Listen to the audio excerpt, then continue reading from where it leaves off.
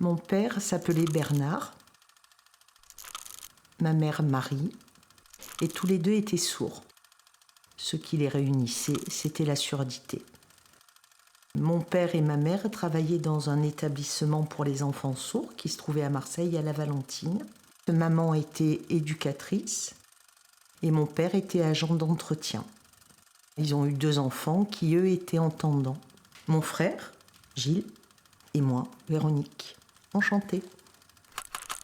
Tous les mercredis, je n'avais pas école et donc ma mère, qui était éducatrice, me prenait avec elle pour aller à son travail. Et je me rappelle d'une fois où je me promenais dans l'institut et j'ai entendu des voix. Donc je me suis approchée, j'ai plaqué mon visage contre la vitre et j'ai vu qu'à l'intérieur, il y avait les enfants sourds, ceux avec qui je jouais habituellement, qui étaient en classe avec un professeur entendant qui s'adressait à eux sans utiliser ses mains. Et j'étais alors vraiment choquée, c'est quand cette même maîtresse s'est mise à hurler sur un élève parce qu'il ne comprenait pas ce qu'elle lui disait.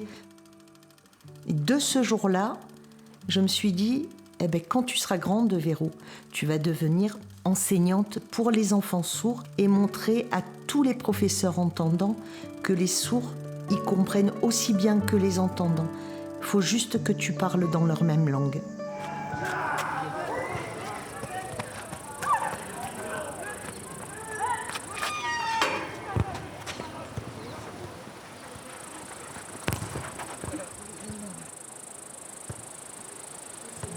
Alors, tu veux t'exprimer, oui ou non?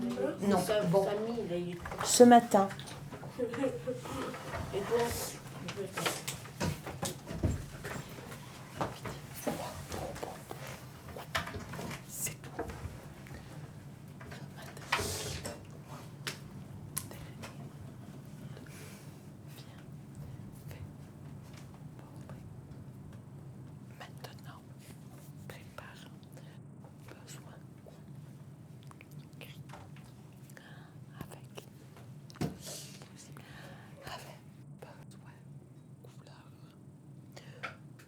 Le jour où j'ai eu mon diplôme d'enseignante pour les enfants sourds, je me suis dit, ils vont découvrir qu'ils sont capables.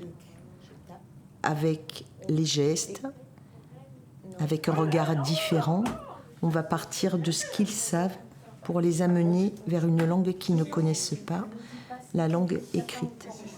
Notre langue à nous, qu'on parle au quotidien, mais eux ont à écrire une langue qu'ils n'entendent pas. J'ai dit on dessine. Je m'appelle Tête de Bœuf. Non, tête de quoi? Tête de œuf. Je m'appelle Tête de...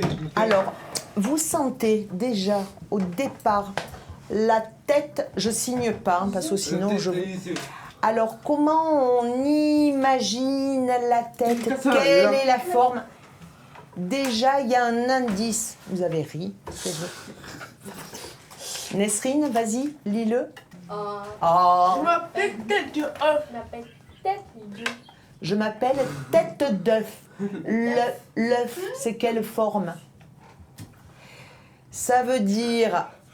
Ça donne déjà la forme du visage. Allez-y. Non.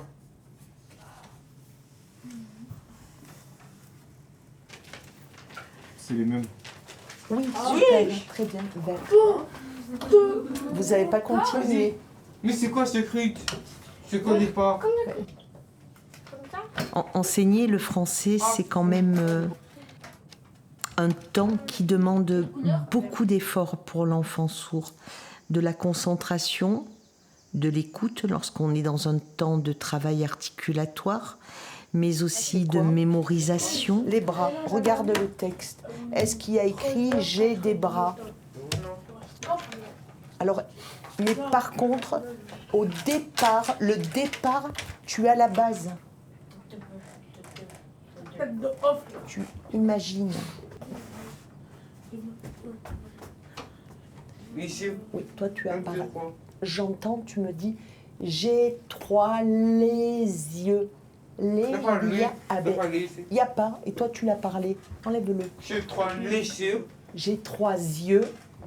J'ai 3 yeux. Super. Vert. et deux petits crocs. Un croc. Super. Bravo. Ensemble. D'œuf. Recommence. Je m'appelle tête d'œuf dans ma bouche. Alors, attends. Sorte ENT, là, on le... En. ENT, on le parle E. Vas-y. Tout ça sur ma tête convertie de verrue. J'entends rien. Verrue et du bout de mes pieds. Tu peux voir de croix. La plus belle des récompenses pour moi, c'est quand, lorsqu'on a travaillé pendant plusieurs jours, une notion, la construction d'une phrase, et que l'enfant a réussi à écrire ou à dire une phrase correctement, c'est parfait.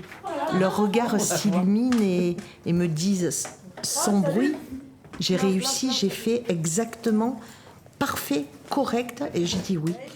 Et ce regard-là, cette étincelle, quand elle y est, pour moi, c'est bonus, c'est gagné.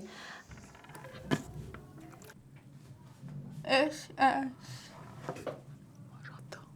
Voilà. Ah. Voilà. Voilà. Voilà. Pas là. Pas là. Qui n'est pas là? Qui? Décliné. Oui. Décliné. Yes. Super. Recommence. Mon rêve,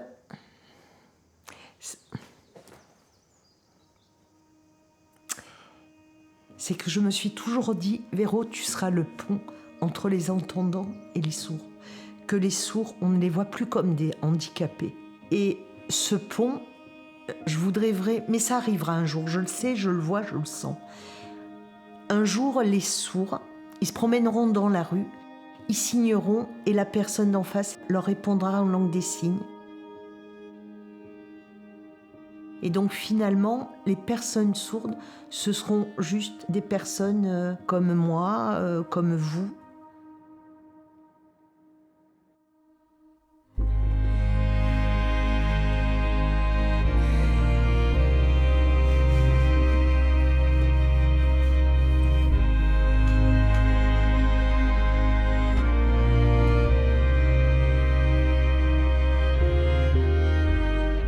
Qui mieux que moi pourrait parler de la surdité, si ce n'est eux? Tout le monde parle à leur place, décide à leur place. L'objectif devrait être centré sur eux, leur laisser la parole. Eux, ils sauront parler mieux que moi. Bonjour. Je m'appelle Isaias, I-S-A-E-R-S.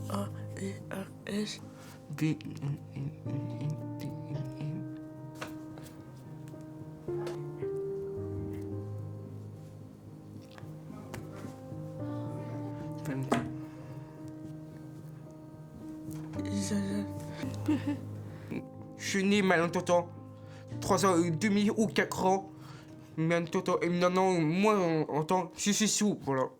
Je suis né. Elle fait. Toi aussi, il peut. Ça va, oui. Sourd et malentendant. Quand j'étais né, j'étais entendant. En premier, j'avais 5 ans, 6 ans et demi. Je suis devenu malentendant.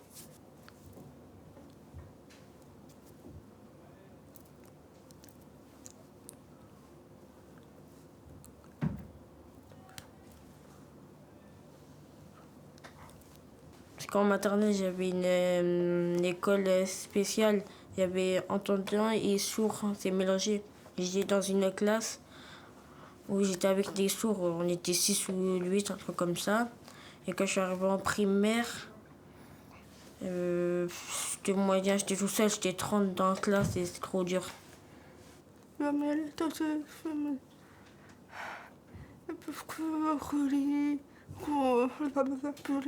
Je me sens tout seul. Ah, tu te sens tout seul? Là, j'ai des amis. Merci. Je me sens mieux ici. Que déjà on est peu dans la classe, ça c'est bien. Je plais amis, voilà, bien sûr. Je parle, si possible, les deux langues, si français, les deux. Moi, je suis les deux. Voilà.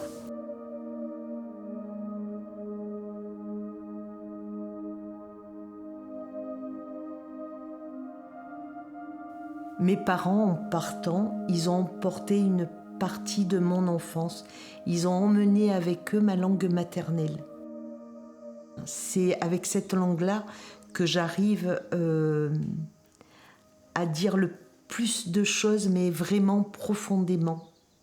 Et parfois, j'ai pas besoin de le dire avec une expression. On comprend de suite. Et ce qui me manque, en fait, c'est ce... Je peux plus les voir. De se parler en se regardant.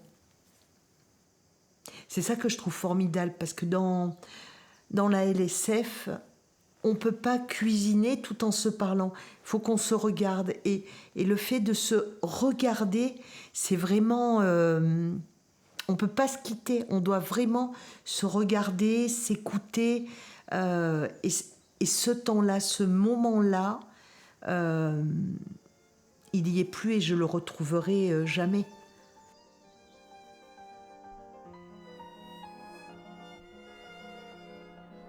Ça fait 7 mois que tu es parti. Ce soir, c'est moi qui suis assise à ta place, là où tu écrivais tes lettres, et les souvenirs me reviennent. Ce jour où je t'ai dit, à partir de maintenant, tu dois me dire « Bonjour, madame le professeur ». Et tu m'as répondu « Pas possible, ça y est, réussi, diplôme ?» Et tu m'as dit « Tu vois, moi, je me rappelle, autrefois, mamie, ta mamie, femme de ménage, à la maison arc-en-ciel, après, éducatrice, paf, maintenant, professeur, peut-être plus tard, 10 enfants, directeur. J'avais répondu directeur, non, trop compliqué, reste professeur, et maintenant, peut-être, avec demain, Claire, peut-être, embauche, hirondelle, travail, professeur.